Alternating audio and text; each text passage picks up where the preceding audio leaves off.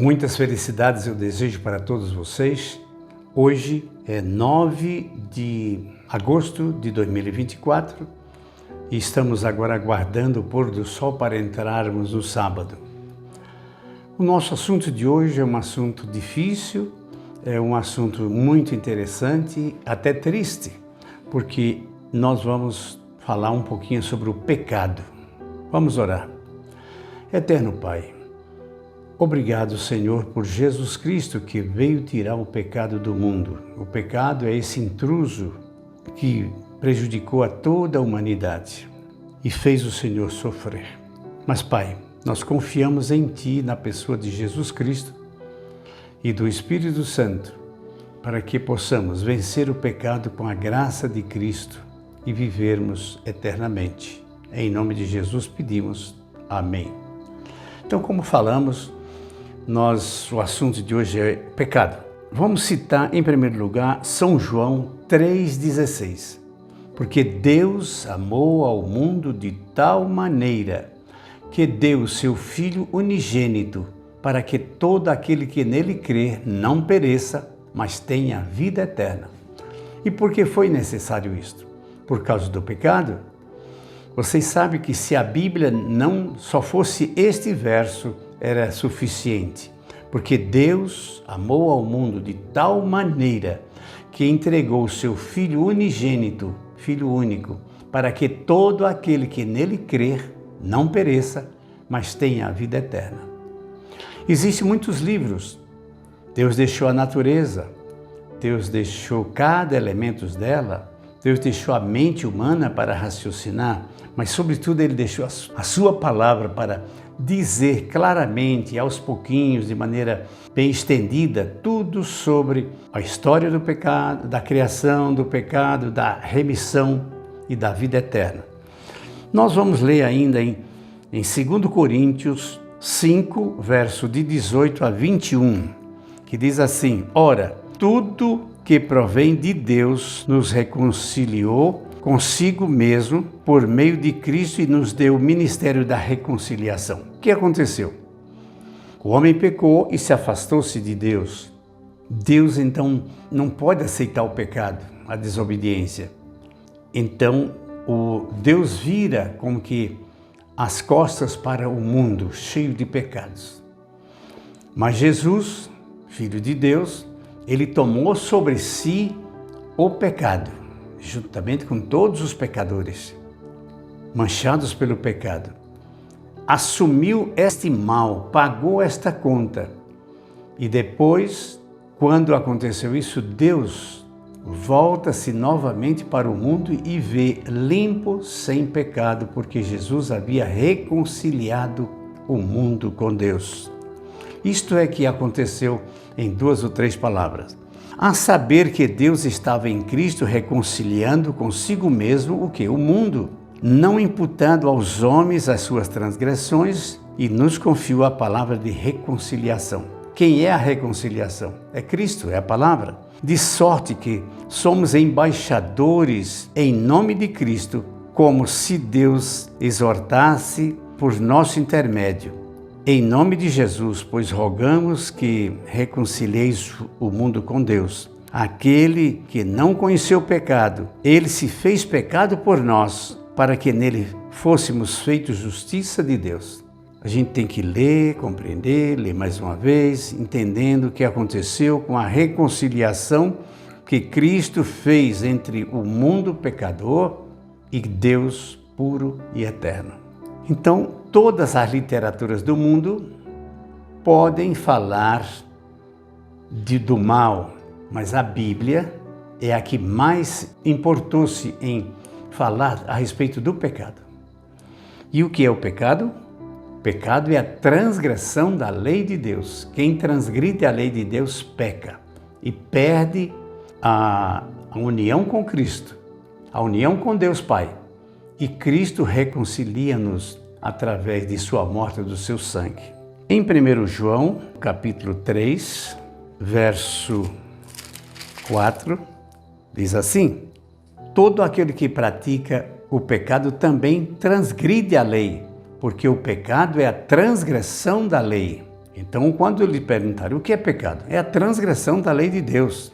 Não devemos transgredir a lei de Deus, zelar por ela. E Jesus disse, vocês conhecem, se me amais, guardareis os meus mandamentos.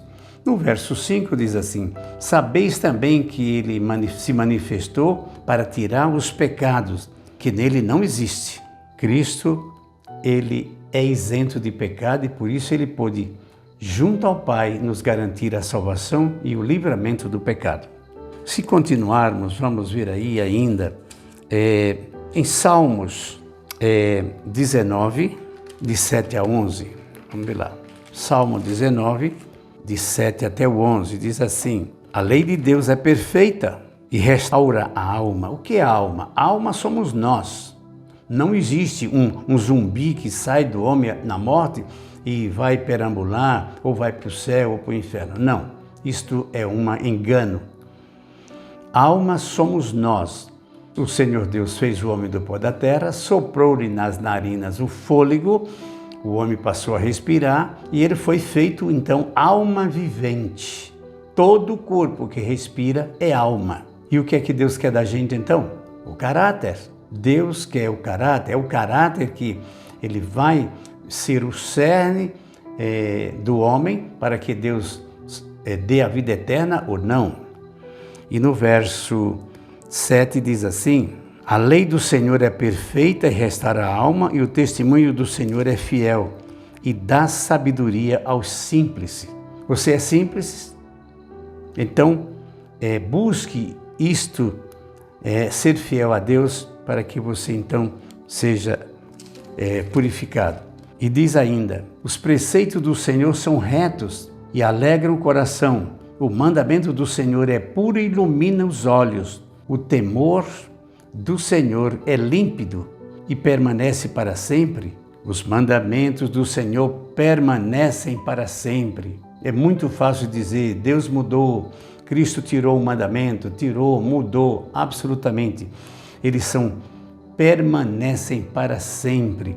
Os juízos de Deus são verdadeiros e todos igualmente justos. São mais desejáveis do que o ouro, mais do que muito ouro depurado, são mais doces do que o mel e que destila dos favos.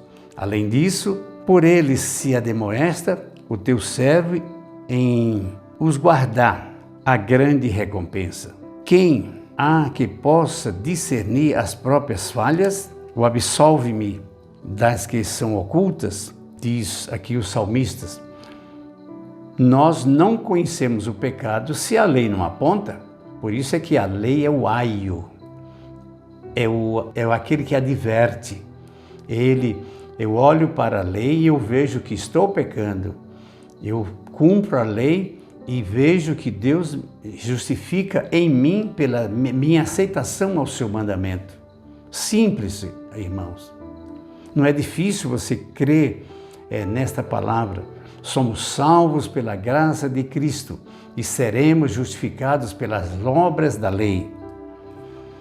E ainda, se nós lermos em São João 14, capítulo 14, o verso 15 e 21. Vamos ver lá. Se me amais, guardareis os meus mandamentos. Aquele que tem os meus mandamentos e os guarda, esse é o que me ama. Aquele que me ama será amado pelo meu Pai, e eu também o amarei e me manifestarei a ele. Tem versos mais claros do que esses? Veja, o 15 diz assim, se me amais, guardareis os meus mandamentos. O 21 diz assim, aquele que tem os meus mandamentos e os guarda, esse é o que me ama. Então, quem ama Cristo é o que guarda os mandamentos dele. Aquele que me ama e será amado pelo meu Pai, e eu também o amarei e me manifestarei a ele.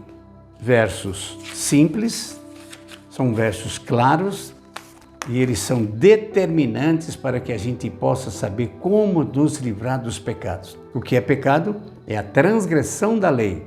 E como nós podemos nos livrar desse pecado? Através de Cristo, obedecendo a Ele, os seus mandamentos, aquilo que Ele tem vontade, aquilo que Ele deixou para nós. Amar não é somente dizer eu amo, porque Ele disse que naquele dia de juízo, se alguém chegar para Ele, eu preguei no teu nome, eu operei milagres, eu falei línguas estranhas, eu fui sempre à igreja, eu procurei dar meus bens para os pobres. Mas Ele vai dizer, eu não vos conheço, porque vocês não guardaram a minha palavra, vocês não foram obedientes àquilo que eu pedi para vocês. Tão simples, com Cristo, muito difícil e impossível até, sem Ele, devemos pedir ao Espírito Santo para que nos ilumine, para que Ele nos dê forças de sermos obedientes a Deus, porque se me amais, guardareis os meus mandamentos. Prezados amigos, esta é a minha mensagem de hoje. Que Deus nos abençoe e nos guarde e faça resplandecer o seu rosto sobre nós e nos dê a paz. Em nome de Jesus. Amém.